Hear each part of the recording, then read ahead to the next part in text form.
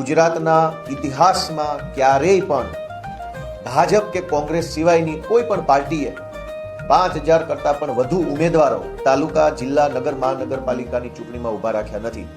આમ આદમી પાર્ટી એ ગુજરાતના ઇતિહાસની પહેલી એવી પાર્ટી છે કે જેણે ભાજપ અને કોંગ્રેસ સિવાય એક જ સિમ્બોલ ઉપર 5,000 ઉમેદવારો ઊભા રાખ્યા, અને એમાંથી 500 કરતાં પણ વધુ તાલુકા પંચાયત, જિલ્લા પંચાયતના સભ્યો જીતીને જે આવ્યા છે એ પણ ગુજરાતના ઇતિહાસમાં પહેલી વખત છે કે ઝાડુના એક જ નિશાન ઉપર 500 કરતાં વધુ સ્થાનિક સ્વરાજના ઉમેદવારો જીતે. જનતાએ 2022માં આમ આદમી પાર્ટીને મત આપ્યા પછી આ પહેલી ચૂંટણી છે કે જેમાં આમ આદમી પાર્ટી આખા ગુજરાતમાં ઉમેદવારો ઊભા રાખ્યા. 22માં પણ જનતાએ આશીર્વાદ આપ્યા અને 26માં પણ જનતાએ આશીર્વાદ આપ્યા. એ બતાવે છે કે આમ આદમી પાર્ટીનો જનાધાર દિવસે ને દિવસે મજબૂત બનતો રહ્યો છે, મોટો બનતો રહ્યો છે. અને એટલે જનતાની આશા, જનતાનો વિશ્વાસ અને જનતા જે ઈચ્છે છે એ કામ, એ લક્ષ્ય પૂરું કરવા માટે થઈ અને આમ આદમી પાર્ટીની એક મંથન મીટિંગ મળી હતી, સમીક્ષા બેઠક મળી હતી. એમાં પ્રદેશભરના અમારા હોદ્દેદારો આવ્યા હતા અને આખા દિવસની મનોમંથન મીટિંગ થયા બાદ પ્રદેશ કક્ષાના સૌ આગેવાનો ભેગા મળી અને મિશન 2027 કે કેવી રીતે 2027માં આમ આદમી પાર્ટીની સરકાર બનાવવાનું લક્ષ્ય મેળવી શકાય એ માટે થઈ અને માનનીય ગોપાલ રાય સાહેબના માર્ગદર્શન હેઠળ, માનનીય ઈશુદાનભાઈ ગઢવી અને માનનીય મનોજભાઈ સોરઠિયાના નેતૃત્વ હેઠળ એક નવી સંગઠનની ટીમ રચવામાં આવી છે. માનનીય ઈશુદાનભાઈ ગઢવીના નેતૃત્વમાં મિશન 2027ની તૈયારીઓ કરવા માટે થઈ અને પ્રદેશ માળખાની અંદર અમારા આમ આદમી પાર્ટીના મજબૂત યોદ્ધાઓને નવી જવાબદારી સોંપવામાં આવી રહી છે.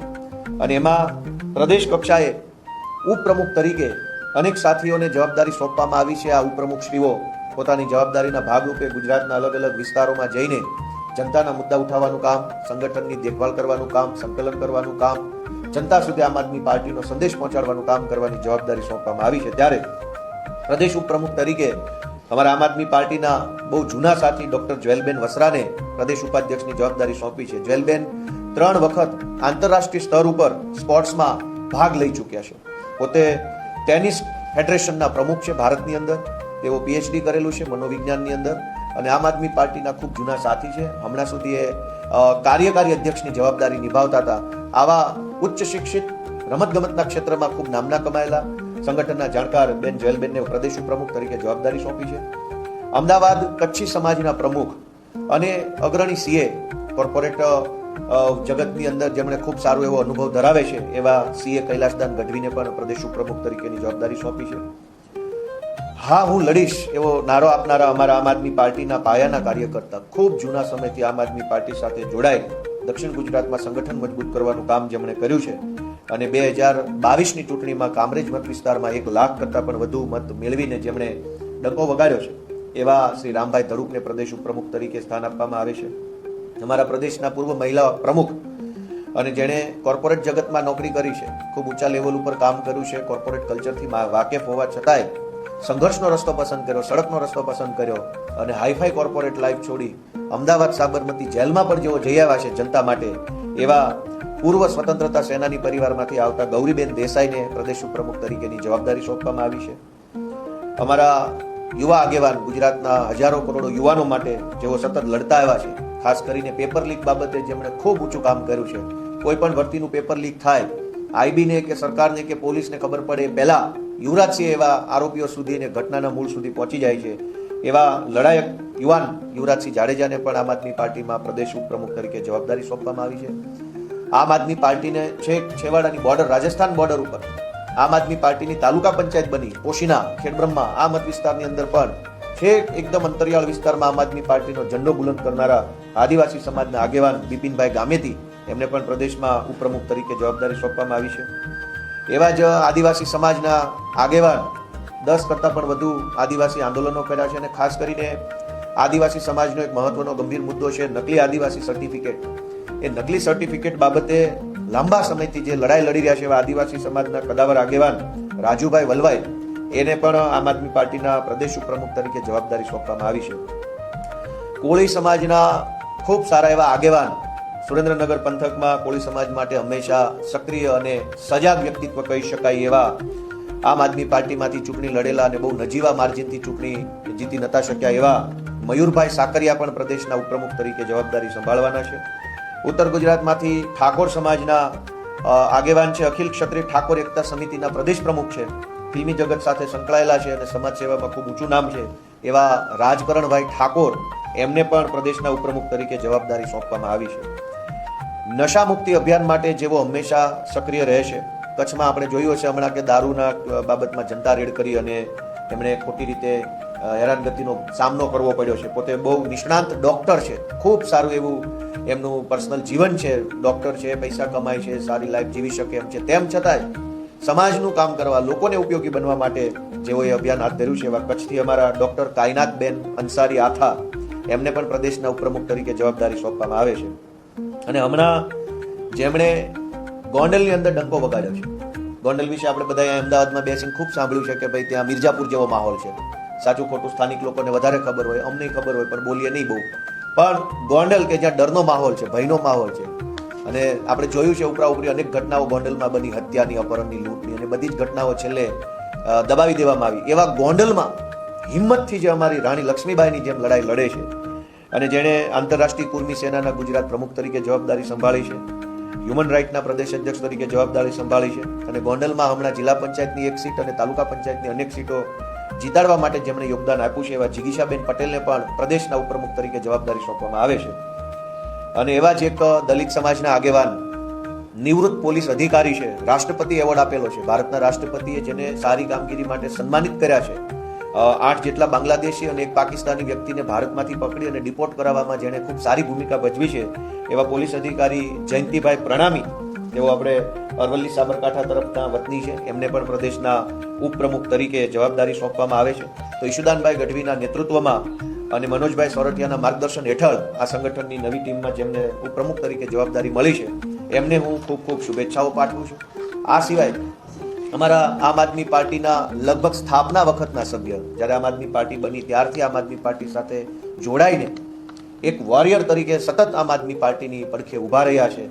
નાનામાં નાના કાર્યકર્તાની કાળજી રાખે, નાનામાં નાના કામની અંદર રસ લઈને ફોકસ કરીને કામ કરે અને તમામ જગ્યાએ પોતાનું સર્વસ્વ સમર્પિત ભાવથી આમ આદમી પાર્ટીમાં કામ કરે છે એવા અમારા યુવાન સાથી અનુપભાઈ શર્મા, એમને પ્રદેશના મંત્રી તરીકેની જવાબદારી સોંપવામાં આવે છે. આ સિવાય આમ આદમી પાર્ટીના જે મોરચો છે, અલગ અલગ મોરચાઓ છે, એની અંદર પણ અમારા સાથીઓની નિમણૂક કરવામાં આવી છે. પ્રદેશના મહિલા મોરચાના અધ્યક્ષ તરીકે અમારા આમ આદમી પાર્ટીના સૌથી લોકપ્રિય મહિલા નેતા, જેમણે સુરત મહાનગરપાલિકામાં વિરોધ પક્ષના નેતા તરીકે પણ જવાબદારી સંભાળી છે. ખૂબ સરસ આક્રમક એમની લડાઈ છે, જનતા માટે હંમેશા તેઓ લડતા આવ્યા છે એવા પાયલબેન સાકરિયાને પ્રદેશ મહિલા મોરચાના પ્રમુખ તરીકે જવાબદારી સોંપી છે. અને અમારા સદાબહાર લોકપ્રિય, હંમેશા યુવાનો જેની વાત સાંભળવા માટે આતુર હોય એવા કોળી સમાજના આગેવાન અને આમ તો ફિલ્મી દુનિયામાં પણ કામ કરે છે એવા બ્રિજરાજભાઈ સોલંકી, એને યુવા મોરચાના પ્રમુખ તરીકે જવાબદારી સોંપવામાં આવી છે. અશાપ, આમ આદમી પાર્ટીની છાત્ર વિંગ, વિદ્યાર્થી મોરચો જે છે એના પ્રદેશના પ્રમુખ તરીકે ભાઈ શ્રી ધાર્મિકભાઈ માથુકિયાને જવાબદારી સોંપવામાં આવી છે. અને ત્યાર પછી બહુ જ મહત્વની જવાબદારી સંગઠનની પણ છે. અને આ વખતે ગુજરાતમાં 14 જેટલા ઝોનની અંદર સંગઠનને ગોઠવવામાં આવ્યું છે. 14 અલગ અલગ પ્રકારના ઝોન સંગઠનની દ્રષ્ટિએ પાડવામાં આવ્યા છે. અને 14 ઝોનની અંદર અમારા ખૂબ જ અનુભવી, આવડતવાળા, સંયમી, રાજનીતિમાં જેની અંદર કોઠાસૂઝ હોય એવા મહત્વના અમારા સાથીઓ છે અને સંગઠન મંત્રી, પ્રદેશના સંગઠન મંત્રી તરીકે જવાબદારી સોંપી છે. અમારા આમ આદમી પાર્ટીના ખૂબ જ સૌને ગમતા એવા મીડિયા સંકલનનું કામ સંભાળતા અને પ્રદેશના મુખ્ય પ્રવક્તા ડૉક્ટર કરણ બારોટ, એણે જે રીતે સારી કામગીરી કરી છે આમ આદમી પાર્ટીમાં, જે કામ સોંપ્યું હોય એ કામ સવાયું વધારે કામ કરીને આવે એવી એની આવડતને ધ્યાને લેતા આમ આદમી પાર્ટી દ્વારા એમને પ્રદેશના સંગઠન મંત્રી તરીકે હવે સંગઠનની જવાબદારી ડૉક્ટર કરણ બારોટને સોંપવામાં આવી છે. તેઓ અમદાવાદ પૂર્વ અને અમદાવાદ પશ્ચિમ લોકસભાના સંગઠનની જવાબદારી સંભાળવાના છે. જેઓ 3 પેઢીથી રાજનીતિમાં છે અને અમારા સુરેન્દ્રનગરના આગેવાન છે, એમના દાદાજી નહેરુ સાહેબ સાથે એ વખતની સરકારોમાં કામ કરતા હતા, એમના પિતાજી સરકારમાં મંત્રી હતા, એ પોતે નગરપાલિકાના પ્રમુખ રહી ચૂક્યા છે. એવા 3 પેઢીથી રાજનીતિનો જે અનુભવ ધરાવે છે એવા સુરેન્દ્રનગરથી અમારા વિક્રમભાઈ દવે, એમને પણ પ્રદેશ સંગઠન મંત્રી તરીકે ગાંધીનગર અને સુરેન્દ્રનગર લોકસભાના સંગઠનની જવાબદારી સોંપી છે. અમારા ક્ષત્રિય સમાજના આગેવાન અને ખૂબ સરસ રીતે જેણે આણંદ અને ખેડા પંથકની અંદર આમ આદમી પાર્ટીને મજબૂત બનાવવાનું કામ હાથ ધર્યું છે એવા લડાયક નેતા, કરણી સેનામાં પણ જેઓ પોતાની જવાબદારી બજાવી રહ્યા છે એવા સંજયસિંહ રાજ, એમણે આણંદ અને ખેડા લોકસભાની સંગઠનની જવાબદારી સંગઠન મંત્રી તરીકે સોંપી છે. સુરતની અંદર કોર્પોરેટર તરીકે જેમણે 5 વર્ષ ખૂબ શ્રેષ્ઠ કામ કર્યું છે અને જનતાની અંદર પોતાની છબી એક ઊભી કરી છે એવા મહેશભાઈ અણઘડને વડોદરા લોકસભાનું સંગઠનનું કામ સોંપી અને સંગઠન મંત્રી પ્રદેશ તરીકે જવાબદારી સોંપી છે. આદિવાસી સમાજના આગેવાન અને સરપંચ એસોસિએશનના પ્રમુખ તરીકે જેઓ જવાબદારી સંભાળી ચૂક્યા છે એવા નિરંજનભાઈ વસાવા એમણે પ્રદેશ સંગઠન મંત્રી તરીકે છોટાઉદેપુર અને ભરૂચ લોકસભાની જવાબદારી સોંપી છે. એવા જ અમારા SBI બેંકના પૂર્વ મેનેજર, ખૂબ ઉચ્ચ શિક્ષિત અને ખૂબ સંઘર્ષશીલ પરિવારમાંથી આવતા આદિવાસી સમાજના આગેવાન ભાઈ શ્રી બાબુભાઈ ડામોરને દાહોદ અને પંચમહાલ લોકસભાના સંગઠનની જવાબદારી સોંપવામાં આવી છે. અને એવા જ અમારા ક્ષત્રિય ઠાકોર સમાજના આગેવાન પાટણથી પ્રભાતસિંહ સોલંકી, એમને બનાસકાંઠા અને પાટણની જવાબદારી સોંપવામાં આવે છે. પ્રભાતસિંહ સોલંકી ક્ષત્રિય ઠાકોર સમાજ માટે ખૂબ જ સક્રિય વ્યક્તિ છે, ખૂબ સમાજ માટે કામ કરે છે, મહેનત કરે છે, સમાજનું જાગૃતિ કરવાનું કામ કરે છે. એવા પ્રભાતસિંહ સોલંકીને પ્રદેશ સંગઠન મંત્રી તરીકે જવાબદારી સોંપી છે. એવા જ અમારા ક્ષત્રિય સમાજના અન્ય આગેવાન છે જયદીપસિંહ બાલુસિંહ ચૌહાણ. તેઓ વ્યવસાય શિક્ષક છે અને શિક્ષક તરીકે ખૂબ શ્રેષ્ઠ કામગીરી તેઓ બાળકોને ભણાવવામાં કરી રહ્યા છે. સાથે સાથે સંગઠનનું પણ એમની પાસે ખૂબ ઊંડું નોલેજ હોવાથી એમને પ્રદેશ સંગઠન મંત્રી તરીકે મહેસાણા અને સાબરકાંઠા લોકસભાની જવાબદારી સોંપી છે. ત્યારબાદ સુરત મહાનગરપાલિકાના વિપક્ષના પૂર્વ નેતા અને હાલમાં જેઓ સુરતમાં કોર્પોરેશનની ચૂંટણી જીત્યા છે અને અમારા આમ આદમી પાર્ટીના ખૂબ જૂના સાથી છે એવા ધર્મેશભાઈ ભંડેરીને આમ આદમી પાર્ટીના પ્રદેશ સંગઠન મંત્રી તરીકે નવસારી અને સુરતની જવાબદારી સોંપવામાં આવે છે. અમારા આદિવાસી એકતા પરિષદની અંદર જેમણે ખૂબ સારી જવાબદારી નિભાવી છે અને આદિવાસી સમાજ માટે હંમેશા જેઓ સજાગ બની અને લડતા આવ્યા છે એવા કમલેશભાઈ પટેલને બારડોલી અને વલસાડ લોકસભાની સંગઠનની જવાબદારી સોંપવામાં આવે છે. અમરેલી અને ભાવનગર લોકસભા માટે થઈ અમારા નિકુંજભાઈ સાવલિયા, તેઓ પાટીદાર સમાજ સાથે સંકળાયેલા છે, ખોડલધામ સંસ્થા સાથે પણ જોડાઈને સારી એવી સેવા બજાવી રહ્યા છે. એવા નિકુંજભાઈ સાવલિયાને, તેઓ અમરેલીના પૂર્વ પ્રમુખ છે, પ્રદેશ શહેર જિલ્લા પ્રમુખ હતા અમરેલીમાં, હવે તેમને પ્રદેશ સંગઠન મંત્રી તરીકે જવાબદારી સોંપવામાં આવી છે. શ્રી રાજુભાઈ બોરખતરિયા, તેઓને પોરબંદર અને જુનાગઢ લોકસભાની જવાબદારી સાથે પ્રદેશ સંગઠન મંત્રી તરીકે જવાબદારી સોંપી છે. રાજુભાઈ એક શિક્ષક છે, ગામના સરપંચ તરીકે પણ જવાબદારી સંભાળી ચૂક્યા છે, ખૂબ રાજકીય રીતે પરિપક્વ અને અનુભવી વ્યક્તિ છે અને પોતે શાળા સાથે સંકળાયેલા વ્યક્તિ હોવાના કારણે જનસંપર્ક ખૂબ એમનો વિશાળ છે. આ સિવાય અમારા આહિર સમાજમાંથી આવતા અજીતભાઈ લોખીલ રાજકોટના છે, પોતે ઉદ્યોગપતિ છે, વેપારી છે, સમાજના તમામ સમાજને સાથે રાખી અને ચાલવાની એમની એક કુશળ આવડત છે. એવા અજીતભાઈ લોખીલને પ્રદેશ સંગઠન મંત્રી તરીકે જામનગર અને રાજકોટ લોકસભાની જવાબદારી સોંપવામાં આવે છે. અને અમારા ખૂબ અનુભવી પીઠ, રાજનીતિના જાણકાર એવા ડૉક્ટર કિરીટસિંહ મનુભા રાણા હળવદના છે. ડૉક્ટર કિરીટસિંહ રાણા જે છે એ આમ પોતે ઉચ્ચ શિક્ષિત ડૉક્ટર છે, એકદમ ભણેલ ગણેલ અને સંઘર્ષશીલ પરિવારમાંથી આવે છે, પોતે ક્ષત્રિય રાજપૂત સમાજમાંથી આવતા વ્યક્તિ છે, ખૂબ રાજનીતિના અનુભવી છે.